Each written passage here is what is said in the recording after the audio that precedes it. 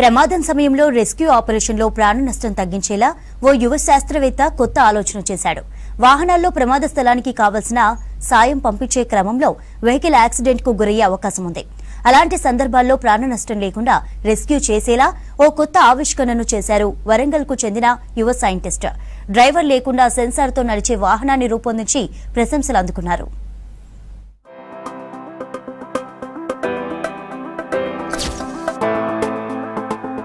ఓ సినిమాలో ఎయిర్పోర్ట్ లో హీరో వస్తుంటే అతను బ్రీఫ్ కేస్ అనుసరిస్తూ ఉంటుంది. అక్కడున్న వాళ్ళంతా ఆశ్చర్యంగా చూస్తూ ఉంటారు. ఇదే సీన్ ఇప్పుడు వరంగల్ జిల్లా నర్సంపేటలోని ఓ ఇంజనీరింగ్ కాలేజ్ లో కనిపించింది. ఓ బైక్ పై వెళ్తుంటే ఎవరూ లేకుండానే ఓ కార్ దాన్ని అనుసరిస్తోంది. నర్సంపేట బిట్స్ ఇంజనీరింగ్ కాలేజీలో ఇంజనీరింగ్ విభాగం డీన్ సంతోష్ చేపట్టిన ఆవిష్కరణే ఈ కారు. డీన్ సంతోష్ స్టూడెంట్స్ కి పాఠాలు చెప్పడమే కాక వారిని ప్రయోగాల వైపు ప్రోత్సహిస్తున్నారు. అలా రెస్క్యూ ఆపరేషన్ చేసే సైనికులకు ఉపయోగపడేలా డ్రైవర్ లేకుండా నడిచే వాహనాన్ని రూపొందించారు సంతోష్.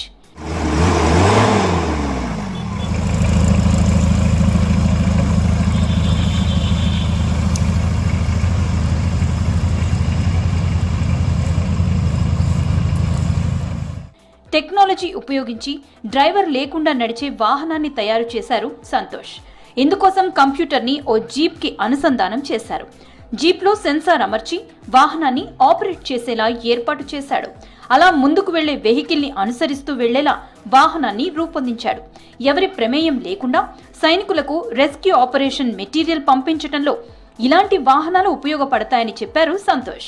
కొండ చర్యలు విరిగిపడినటువంటి ప్రమాదాల్లో ఈ వాహనాన్ని ఉపయోగించి ప్రాణ నష్టం తగ్గించవచ్చని తెలిపారు.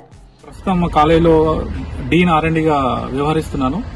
ఈ క్రమంలో మా స్టూడెంట్స్ కి బోధన పాఠాలు బోధించడమే కాకుండా అందులో ఉన్న వివిధ అంశాల మీద ప్రాక్టికల్ గా ఏదో ఒక ప్రోడక్ట్ ని తయారు చేసి సమాజానికి గాని సామాన్య ప్రజలకు గాని దేశానికి గాని ఉపయోగపడే విధంగా మేము కొన్ని రకాల ఇన్నోవేషన్స్ చేస్తున్నాం.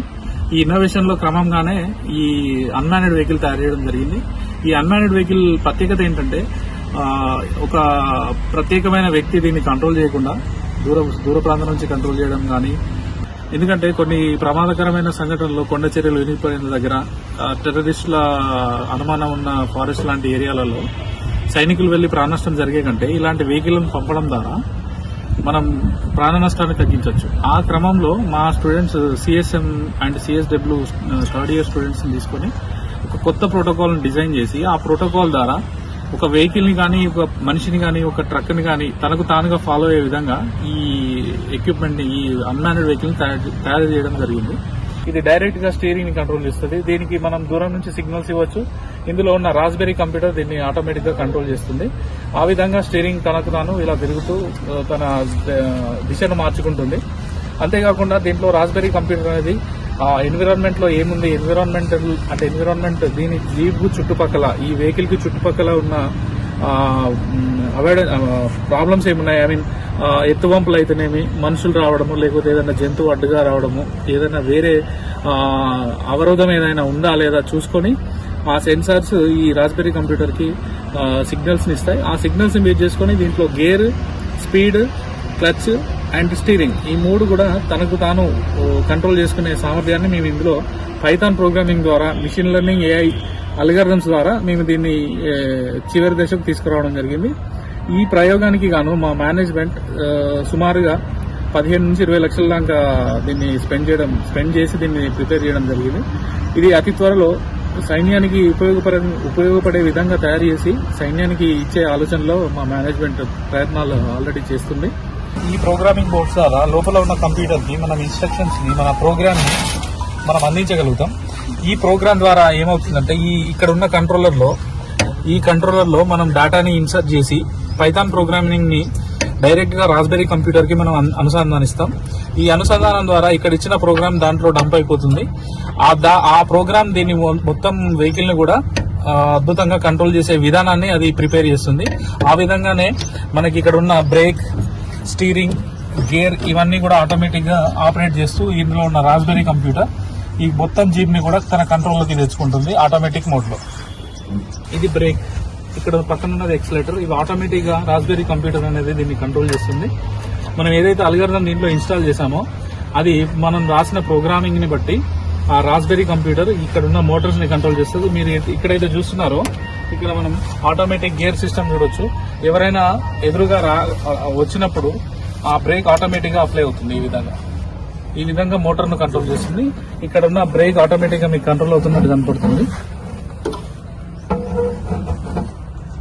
ఎవరైనా అడ్డుగా వచ్చినప్పుడు ఇలాంటి ఆటోమేటిక్ ఆపరేషన్ జరుగుతుంది. ఇది జరగడానికి మీరు ఇక్కడ చూడొచ్చు. ఇక్కడ ఒక మోటార్ ఉంది. ఇక్కడ చూడండి, ఇది ఆటోమేటిక్ గా ఈ మోటార్ ఆన్ అయ్యి అక్కడ బ్రేక్ అప్లై చేస్తుంది. ఈ విధంగానే ఇక్కడ ఉన్న steering motor, accelerator motor and gear motor ఇవన్నీ కూడా మన రాస్బెరీ కంప్యూటర్ అనేది ఇప్పుడు మీకు చూపించిన సెన్సార్ నుంచి పోయిన డేటా రాస్బెరీ కంప్యూటర్ లో స్టోర్ అవ్వగానే ఆ రాస్బెరీ కంప్యూటర్ అనేది వీటన్నిటిని ఆటోమేటిక్ గా ఆపరేట్ చేస్తూ ఎదుటిగా ఉన్న వ్యక్తికి రిలేటెడ్ ఇన్ఫర్మేషన్ కానీ తనకు కావాల్సిన పాత్రలో కానీ ఆటోమేటిక్ గా ఇవన్నీ కంట్రోల్ చేస్తూ జీప్ ను తనకు తాను నడుపుకుంటూ వెళ్తుంది.